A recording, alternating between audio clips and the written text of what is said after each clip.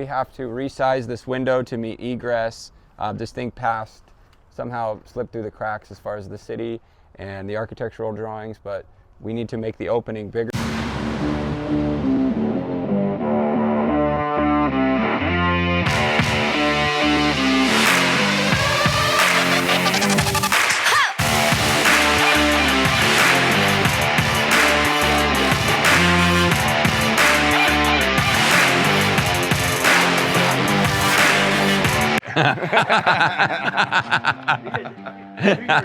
Hello. Hello, good evening. This is Mike Boon reporting live. We are going to stay here on site and wait for something to happen. All right, so we're over here at our addition and we have to resize this window to meet egress. This thing passed, somehow slipped through the cracks as far as the city and the architectural drawings, but we need to make the opening bigger. It needs to be a total of about 5.7 square feet in order to meet egress so that if there was a fire in the house, somebody could get out of there. So we're going to be taking this window out of here and putting in a new one, reframing it. It's kind of a setback, but it's just kind of the way things go sometimes. So we have these larger openings now. They are 4x4 as opposed to we had a 3x4 opening last time, and we had to enlarge them in order to get a 5.7 square foot opening for egress is what it's called. So if there was a fire in the house at some point, they would have to be able to escape, and this is the building code's way of doing that. And so now we have 3 larger openings for each bedroom to, appease egress and appease the building codes. And so this is where we are now, and we're running we have all this flashing on the top of the window. You can see we've gone the extra mile to protect it, and we're going to run siding. We have a Hardy Backer siding, which is a cementitious product, and it is totally impermeable. It doesn't rot. There's no problems with it. It's a lifetime product. And so now we're working on siding, and we actually have kind of a difficult situation here.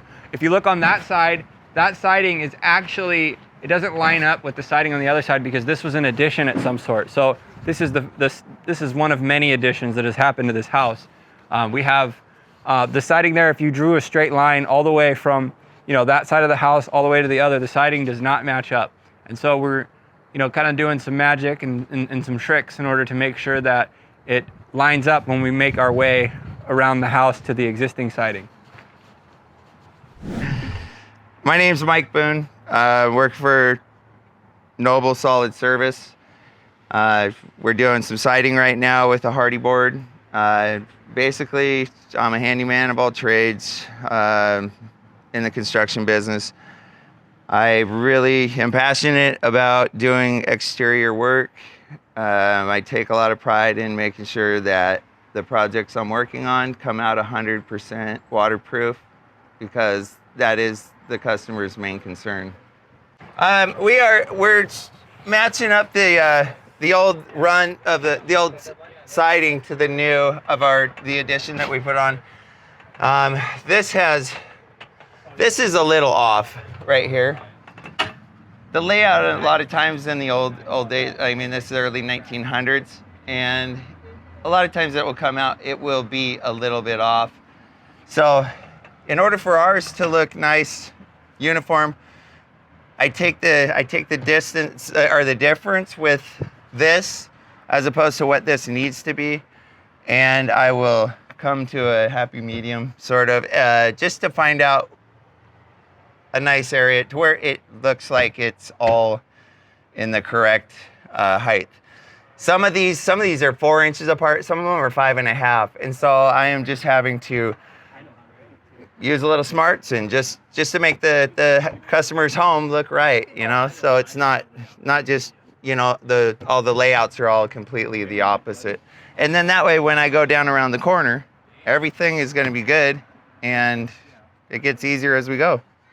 This is actually Hardy board. This is Hardy board. This is a cement siding, and it's nice to use because it is always the same dimensions. It's always correct. It's never swells or shrinks. Yeah. And in between joints, I'll show you down here. We don't caulk in between the joints. Is what we do is we install what is called a bear skin. And a bear skin is just a piece, basically, you get a booklet of them, and it's just a sheet with the sticky back on top. And whenever I have a joint I just put the bear skin down and then put it down in between. And then that way there's no water that can go down in between here, and you don't have this big ugly caulk mess where the joints are. And we do caulk on the edges and around the window trim. We'll caulk around here and we'll caulk around here all the way up. And then that way we have a completely 100% waterproof substrate.